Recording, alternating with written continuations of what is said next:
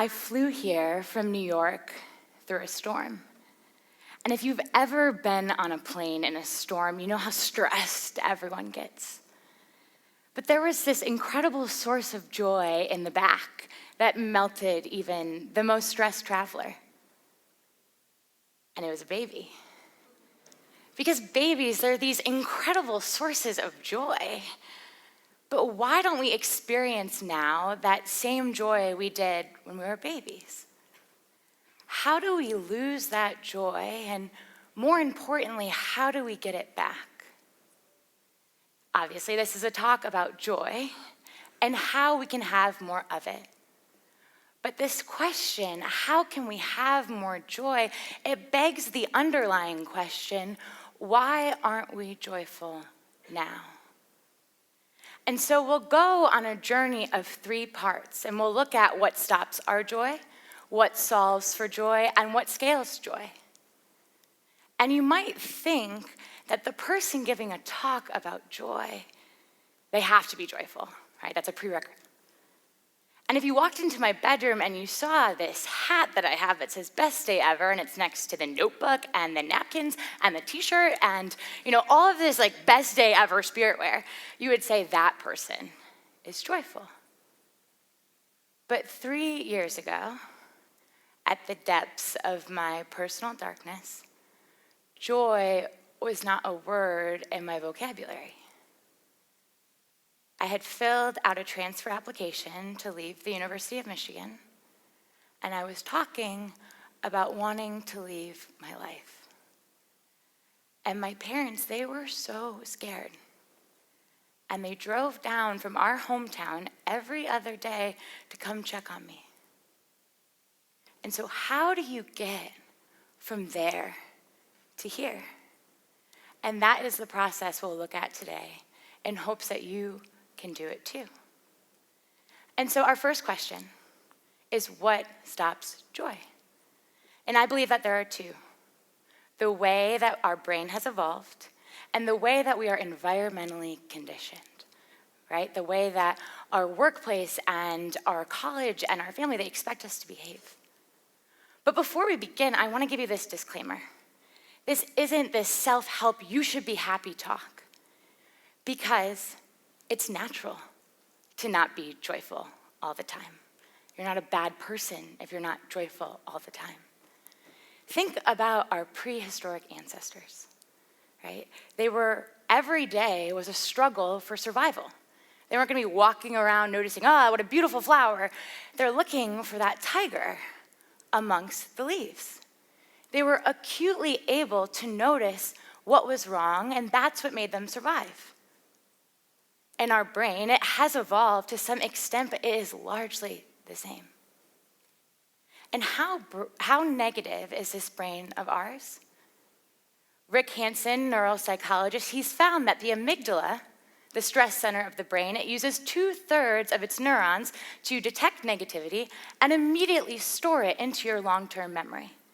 And that's why it's so much easier to remember something negative than something positive. Barbara Fredrickson, one of my intellectual superheroes, she came up with the positivity ratio. And it looks at the way the brain stores stimuli and emotions. And she found that it takes 3 positive emotions to be equivalent in weight to 1 negative. And I'm a visual learner, so I like to put this ratio in a fraction, with the 3 positive stimuli on top and the 1 negative on bottom. And if this is your overall joy ratio, the 2 ways you can make this number bigger are either to increase the numerator or decrease the denominator.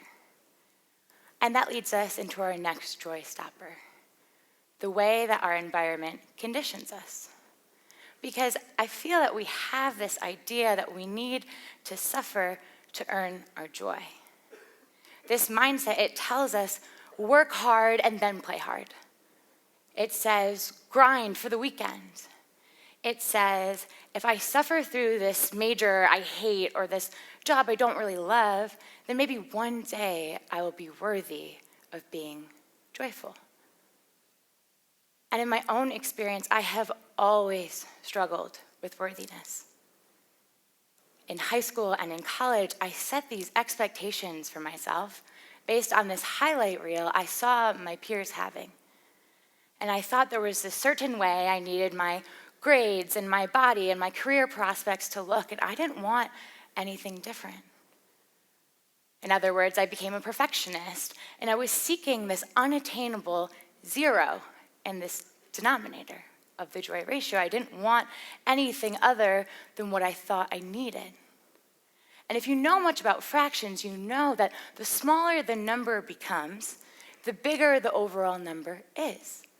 But can you ever have a zero in the denominator? No. There will never be a zero on the denominator of this joy ratio. There will always be things you cannot change. And knowing that, what can we do? The only thing we can do is focus on increasing that numerator. But how do we do that? And that leads us to our next question. What are these joy solvers? In my experience, I found that it is reflection and it is connection. And I learned this through oatmeal.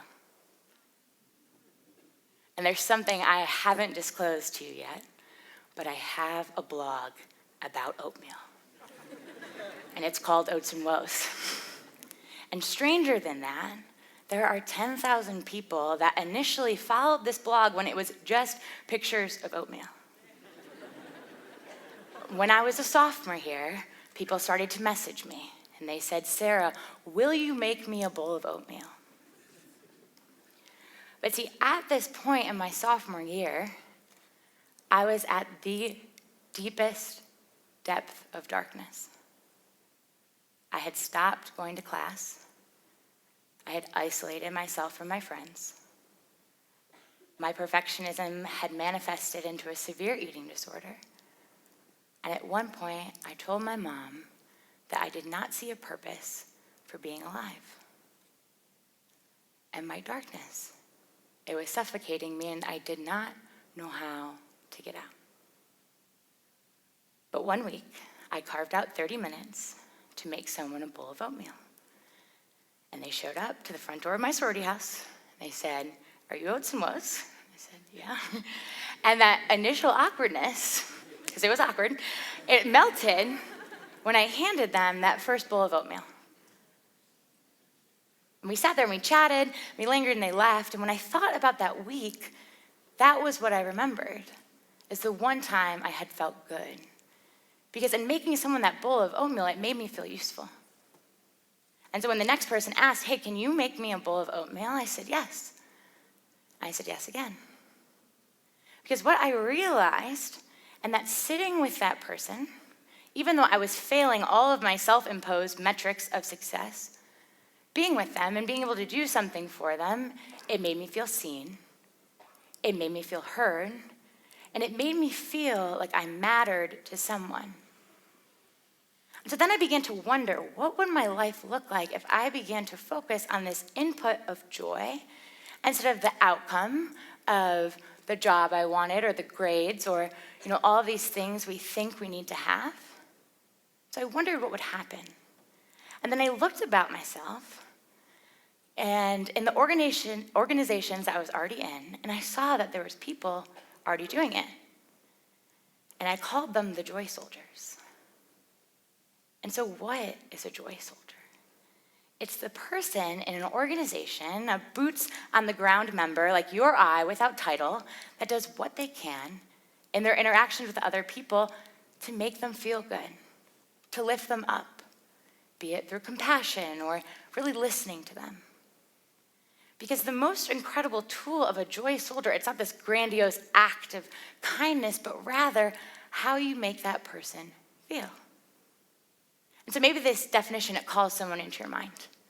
That barista that knows your order and they notice when you're sick. Or your colleague that asks how you are and actually listens to hear your response.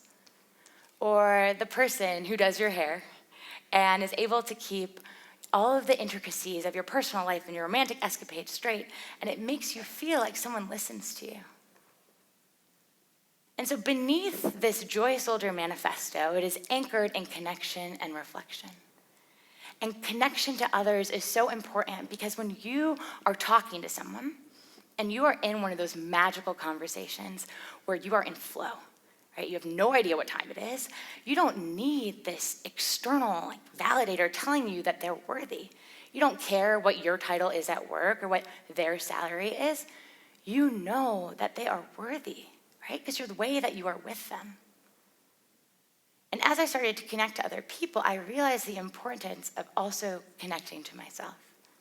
Because we were making more and more bowls of oatmeal for people. And with a team, we started serving oatmeal all around Ann Arbor, and it was these great moments of connection. But as I connected to others, I connected to myself, and I started speaking to a therapist. I developed a regular yoga practice. I started sleeping, right? I started taking care of myself. Because having a purpose greater than myself, it made me believe that I was worthy of being taken care of. And so in this pursuit of connection to myself, I went on this sort of year of fear. And one of the more radical things that I did was the day after graduation, I flew around the world to meditate for 10 days of silence. So imagine, you're in the big house and you're in your cap and gown, and you've had 12 years of being told exactly what to do.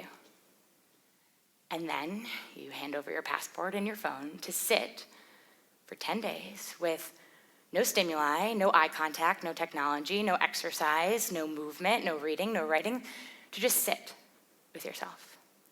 And you might think that it looked like this, but it looked like this, and it looked like this. And I'll cut to the main takeaway that in all of this I learned that at the core of every human is pure goodness. It's pure love, like that baby. And over the course of our lives, we build up layers of hurt and harm and shame and suffering and stories that other people tell us about ourselves, and those stories that we tell ourselves about ourselves. And we become numb.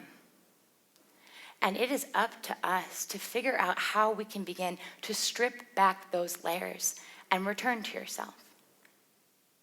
And there is a variety of ways you can do that work. For some people it is meditating, a lot of people it's not. That's okay.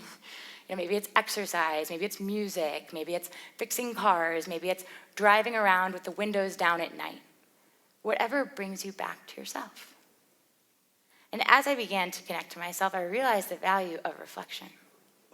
Because it's this thing that you can do. You can call attention to the good things in your life exactly as they are, and you begin to increase that numerator without having to change anything.